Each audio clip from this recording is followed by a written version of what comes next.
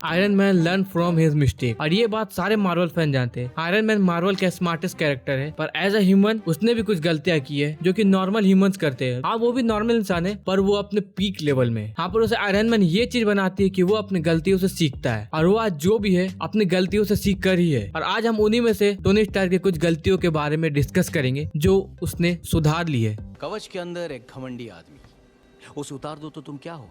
Genius, करोड़पति, Romeo, समाज सेवक।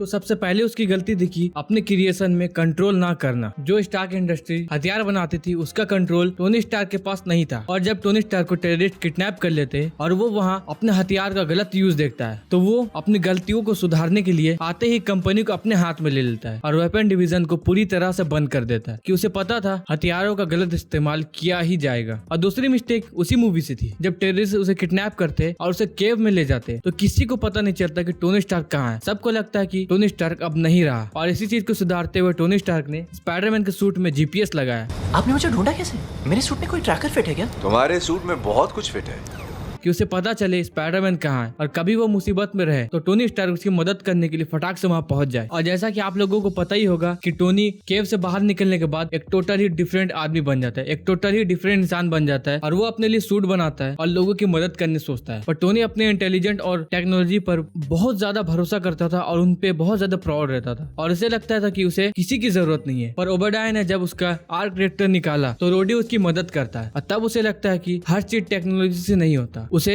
दोस्त बनाने चाहिए जो कि टाइम आने पे उसकी मदद करे। और इसी सोच को बरकरार रखते हुए वो अवेंजर को सपोर्ट करता है और उसका लीडर बनता है और उन्हें फंड भी करता है। और यहीं से शुरू होती है आयरन मैन की असली जर्नी। इसके बाद हम देखते हैं आयरन मैन मार्क 2 बनाता है, और वो जैसे ही बहुत ज्यादा ऊंचाई में जाता है वो बर्फ से कवर हो जाता है और वो नीचे गिरने लगता है। और इसी चीज को उसने उसी मूवी में ठीक किया एक और सूट बना के, और उसमें उसने टाइटेनियम और गोल्ड का इस्तेमाल किया, जिससे उसकी आइसिंग प्रॉब्लम दूर हो गई। उसके बाद आयरन मैन 2 में जब आयरन मैन विप्लैश से लड़ता है तो विप्लैश उससे इलेक्ट्रिसिटी से अटैक करता है, जिसकी वजह से आयरन मैन का सूट डैमेज हो जाता है और वो कमजोर भी पड़ जाता है। और इसी को ठीक करते हुए एवेंजर मूवी में टोनी इलेक्ट्रिसिटी अब्सॉर्ब सूट बनाता है। जब थॉर उसके ऊपर लाइटनिंग से अटैक करता है तो वो उसे अब्सॉर्ब कर लेता है, पर उसे कैसे यूज करना है वो सूट में नहीं होता है। और आयरन मैन इसे एंड गेम में प्रॉपर तरीके से ठीक करता है। जब थॉर उसके ऊपर लाइटनिंग अटैक करता है तो वो उसे रिपल्सर बनाकर थैनोस के ऊपर ही अटैक कर देता है। उसके बाद एवेंजर मूवी का ये सीन जब मिसाइल बहुत स्पीड में न्यूयॉर्क सिटी की तरफ आ रही थी और आयरन मैन उसे पकड़ के स्पेस की तरफ छोड़ देता है, और यहीं से उसे आइडिया आता है स्पेस सूट का, क्योंकि स्पेस में जाने के बाद उसका सूट काम करना बंद कर देता है। और यहीं से आयरन मैन एक और चीज सीखता है कि उसे सुपर थ्रस्टर बनाना चाहिए, जिससे वो मिसाइल का पीछा और ज्यादा स्पीड में कर सके। और एवेंजर इन्फिनिटी वॉर में हमने देखा मिसाइल का पीछा किया, वो तो स्पेसशिप का भी पीछा इससे कर लेता है। और इससे अगला वाला तो सबको ही पता होगा कि आयरन मैन 3 में जब आयरन मैन अपने सूट के साथ कहीं खो जाता है और उसे बहुत ज्यादा ठंड लगती है तो वो उस सूट को टानते हुए वैसे ही आता है। और इससे ही सीख के आयरन मैन ने स्पाइडरमैन के लिए उसके सूट में हीटर लगा दिया। और एवेंजर मूवी में ही आयरन मैन ये समझ जाता है कि हम अकेले ही नहीं और बहुत लोगों के पास अपनी आर्मी है, और वो लोग इनके ऊपर भारी पड़ रहे थे, जिसके लिए आयरन मैन ने भी अपनी आर्मी बना ली, जिसे आयरन लीजन कहा जाता है। और इसे हमने आयरन मैन 3 और एज ऑफ अल्ट्रॉन मूवी में देखा ही था। और इसके बाद जब सिविल वॉर में एंट मैन उसके सूट के अंदर घुसने के बाद उसके सूट से छेड़छाड़ करने लगता है, तो इससे सीख कर आयरन मैन मार्क 50 आर्मर बनाता है, जिसमें कोई भी गैप नहीं होता और वो नैनोटेक से बना होता है। उसके बाद सिविल वॉर में ही जब आयरन मैन कैप्टन और बकी से लड़ता है तो कैप्टन और बकी उसके ऊपर भारी पड़ने लगते हैं, क्योंकि वो क्लोज कम्बैट कर रहे थे और कैप्टन और बकी क्लोज कम्बैट में माहिर है। और आयरन मैन के पास कोई एक्सपीरियंस नहीं था क्लोज कम्बैट का, और उसके पास कोई गैजेट भी नहीं था उसके सूट में कि वो क्लोज कम्बैट में स्टीव को हरा पाए। और इसी चीज को उसने एवेंजर इन्फिनिटी वॉर में सुधारा, और थैनोस से लड़ते हुए उसने बहुत सारे क्लोज कम्बैट के गैजेट को यूज किया। और यहाँ पर उसकी फाइटिंग स्किल भी बहुत ज्यादा इंप्रूव हो गई थी, जो कि उसने शायद सिविल वॉर के बाद ही सीखा होगा। और इसी तरह बहुत ऐसे एग्जाम्पल है जो मैं आपको बता सकता हूँ, पर वीडियो बहुत ज्यादा लंबा हो जाएगा और बहुत लोगों को आयरन मैन के इन सभी चीजों के बारे में पता ही होगा। तो बस वीडियो यहीं तक। और प्लीज कमेंट करके जरूर बताएगा आपको ये वीडियो कैसे लगा, और हमारे चैनल को जरूर सब्सक्राइब कीजिएगा। और साथ ही साथ आपको मार्वल के और वीडियोस देखने में इंटरेस्ट है तो प्लीज हमारे चैनल को चेकआउट कीजिए। आपको बहुत अच्छी मार्वल की वीडियोस मिल जाएगी, और साथ ही साथ आपको टॉप 10 मूवीज की रिकमेंडेशन भी मिल जाएगी। और आज का वीडियो यहीं तक, और मिलते हैं आपको किसी और वीडियो में। तब तक के लिए बाय।